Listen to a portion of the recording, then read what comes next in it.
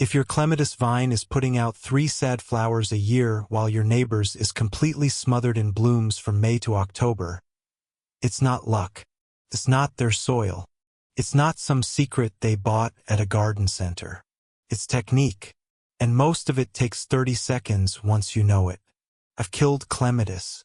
I've grown clematis that barely flowered for 2 straight years. And then I found the 11 things that actually move the needle, the stuff nurseries don't tell you, the stuff that separates a vine with 6 flowers from a vine with 600. Stick around, because number 1 on this list is the mistake almost every single clematis owner is making right now, and it's probably happening in your yard today. Let's get into it. Welcome back to the channel. If you're new here, this is the place for real, no-fluff plant advice. The stuff that actually changes how your garden performs. Not just generic, give it water and sunlight advice you've heard 1,000 times. Today we're talking about clematis, the queen of climbing vines, and honestly one of the most misunderstood plants in home gardening. People assume clematis is fussy. It's not fussy.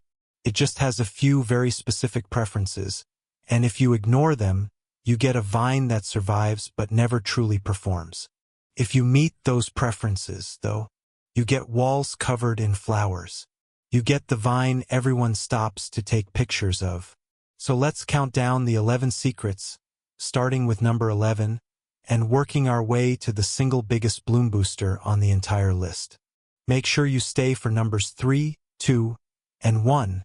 Those 3 alone can double your flower count this season. Let's start. 11. Cool feet, warm face. The oldest piece of clematis advice in the book, and it's old for a reason. Clematis wants its roots shaded and cool, and its top growth up in full sun. In the wild, clematis grows through the base of shrubs and hedges. The shrub shades the roots. The vine climbs up and out into the light to flower. When we plant clematis alone in an open bed with bare soil around the base, we're asking it to do something it was never built to do. Bake its own root zone all day. Here's the fix. Plant a shallow-rooted perennial, a low shrub, or even just a thick flat stone at the base of your clematis to shade the root zone. A 3 to 4 inch layer of mulch works too. Just keep it a couple inches back from the stem itself so you're not inviting rot. Hot roots stress the plant, and a stressed plant puts its energy into survival, not flowers. Cool the roots down and you free up all that energy for blooming. 10. The deep planting trick.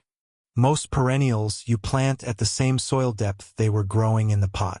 Clematis is the exception, and this trips up even experienced gardeners.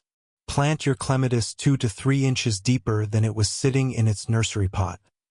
Deep enough to bury the lowest set of leaf nodes. Why does this matter so much? Clematis is prone to a fungal disease called clematis wilt, which can take out an entire vine seemingly overnight. When you bury those extra nodes, you're giving the plant backup buds below the soil line. If wilt ever hits the top growth, the plant can resprout from underground and you don't lose the whole vine, you might not even lose a season.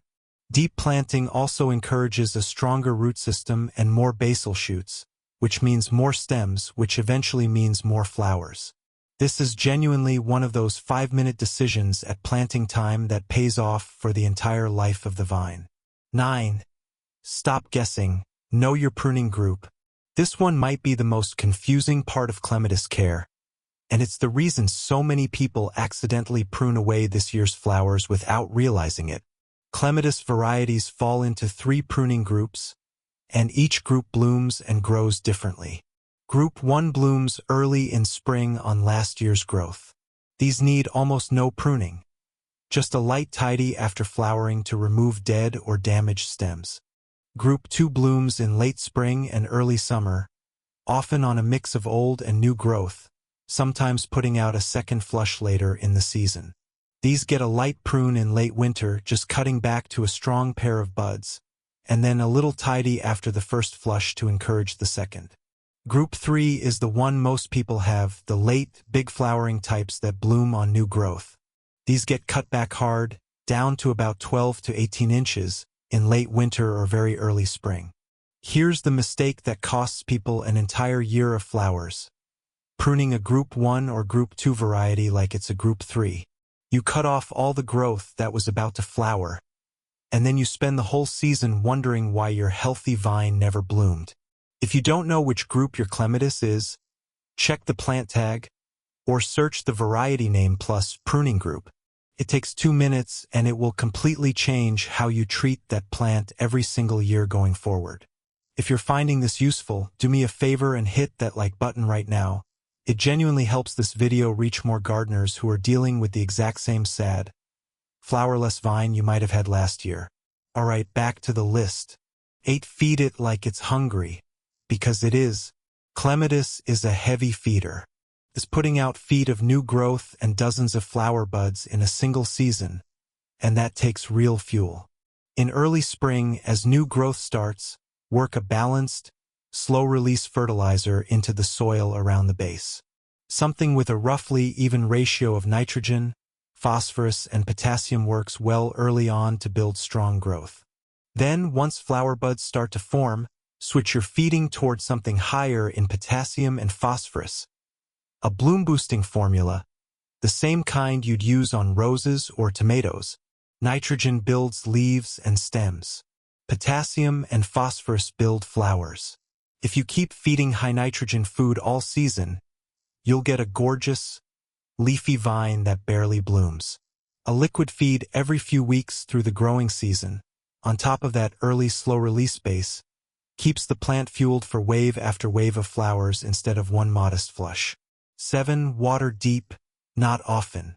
Clematis has a deep, questing root system, and shallow watering trains those roots to stay near the surface, where they dry out fast and stress the plant. Instead of a quick daily sprinkle, water deeply once or twice a week, enough to soak down 8 to 12 inches. This encourages roots to grow downward, chasing the moisture, which builds a plant that's far more resilient to heat waves and dry spells. A simple test. Push your finger 2 inches into the soil near the base. If it's dry at that depth, it's time to water deeply. If it's still damp, wait. Consistent, deep moisture also matters enormously during bud formation. If the plant dries out right as it's setting flower buds, it will often abort them entirely to conserve energy, and you won't see the impact until weeks later when the blooms just never show up. Quick question for you. Drop a comment below and tell me how many years you've been growing clematis, and whether it's actually been blooming the way you hoped. I want to see how common these struggles really are. Now let's keep moving. 6. Give the vine something to actually climb. Clematis doesn't climb the way ivy does, gripping with little rootlets. It climbs by wrapping its leaf stems, the petioles, around anything thin enough to grasp. That means a wide trellis panel or a thick wooden post gives it nothing to hold on to. The support needs thin material, string, wire, netting, or narrow lattice, somewhere in the range of 1/4 inch to 1/2 inch thick. Anything wider and the vine simply can't wrap around it and will flop instead of climb. This is also why so many clematis look great at the bottom and bare at the top. The support runs out, or the vine reaches the top of a fence and has nothing left to grab, so it just stalls. Give it more structure than you think it needs, extending well above where you expect the vine to reach by mid-season, and you'll get vertical coverage instead of a tangled mess at the base. 5. Chop the growing tip early on. This feels counterintuitive, and it's the step most people skip because it seems like it slows the plant down. It does the opposite. In the first year after planting, when your clematis reaches about 12 inches of growth, pinch out the growing tip, just the very top inch or so of the stem. This single pinch forces the plant to stop putting all its energy into one long, leggy stem and instead pushes out side shoots from lower down. Repeat that pinch once or twice more as those side shoots grow through the first season. The result is a plant that goes into its second year with a strong, branching framework of multiple stems low down, instead of one bare, woody stem with all the growth happening way up high. More stems at the base means more flowering wood, which means dramatically more blooms in year 2 and beyond. Skip this step, and you can end up with a vine that's bare at the bottom for its entire life. We're officially past the halfway point, And honestly, the next 4 secrets are the ones that make the biggest visible difference. So if you haven't subscribed yet, now's the time, because I've got a whole series planned on getting the most out of your climbing vines. Okay, let's keep going. For deadhead the right way. Removing spent flowers isn't just about tidiness. For many clematis varieties, it directly triggers more blooms. For repeat flowering types, especially those group 2 varieties with a spring flush and a late summer flush, deadhead promptly once flowers fade, cutting back to just above a healthy set of leaves. This stops the plant from putting energy into seed head production and redirects it toward another round of buds. Now, some varieties, particularly certain group 3 types, have genuinely beautiful fluffy seed heads that are worth leaving for late-season texture and interest.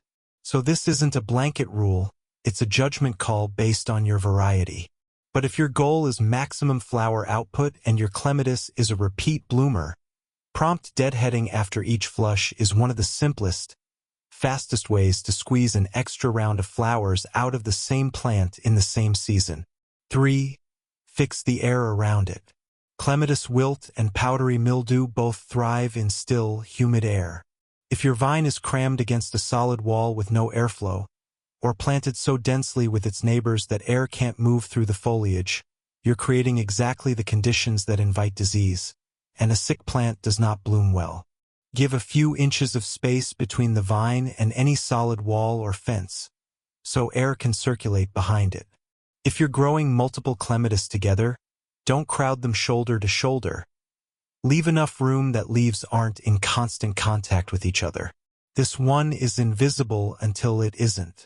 You won't notice poor airflow as a problem until midsummer, when the humidity is highest, and suddenly your vine's leaves are spotted, wilting or dropping, and the flowering grinds to a halt. Fixing airflow at planting time is free. Fixing it after disease has taken hold is a season-long fight. 2. Match the variety to the spot before you ever plant it. This is the secret that prevents almost every other problem on this list. So much clematis disappointment comes down to one thing: planting a variety that simply isn't suited to the spot it's in. Some clematis want 6+ hours of direct sun to flower well. Others, especially certain pale or pastel-flowered types, actually prefer some afternoon shade because direct sun bleaches and damages their blooms. Some varieties are compact and perfect for a container on a patio. Others want to sprawl 30 feet across a pergola and will sulk in a pot. Before you plant or before you buy, ideally, check the specific variety's sun requirements, mature size, and pruning group, and match all 3 to where you actually intend to plant it. A shade-loving variety jammed into a blazing south-facing wall will never thrive no matter how perfectly you follow every other tip on this list. The right plant in the right spot solves half your problems before they start. Before I give you number 1, if you want more no-fluff plant breakdowns like this, subscribe and turn on notifications, because this is exactly the kind of video I put out every single week. Alright, here's the big one. 1. Never let it go thirsty or hungry the first full year. Here's the biggest one, the mistake that quietly costs more clematis their full potential than anything else. Neglecting the plant in its establishment year because it doesn't look like it's doing much. Clematis has a saying attached to it in gardening circles. First year it sleeps, second year it creeps, third year it leaps. In that first year, the plant is investing almost everything below ground, building out the root system that will support every flower it ever produces. Above ground, growth can look slow and unimpressive, and that's exactly when people stop paying close attention, ease up on watering, forget to feed it, and let it compete with weeds for moisture. If you nail deep, consistent watering and steady feeding through that entire first year, even when the top growth looks unremarkable, you are building the root system that determines how the plant performs for the next decade. Skimp on care that first year because the plant isn't doing much, and you can permanently stunt how much it ever blooms, no matter what you do right in later years. Give it full attention in year 1, and by year 3 you'll have the vine everyone stops to photograph. So that's all 11, from cool roots and deep planting, all the way through variety matching and giving that first year everything it needs. Here's the thing about Clematis. None of these 11 changes are difficult on their own. It's not expensive, it's not complicated, it's just knowing what the plant actually needs instead of guessing. Pick 2 or 3 of these that you're not currently doing, apply them this season, and you will see the difference by next year's bloom cycle. If this helped you, hit subscribe. I'm putting out videos just like this every week, breaking down exactly what makes specific plants thrive instead of just survive. Drop a comment and let me know which variety of Clematis you're growing, or which one of these 11 secrets surprised you the most. I read every single comment and I'll be replying down there. And if you know someone who's been fighting with a sad, flowerless Clematis vine, send them this video. It might be the difference between them ripping it out this fall and finally getting the wall of flowers they've been hoping for. Thanks for watching. I'll see you in the next one.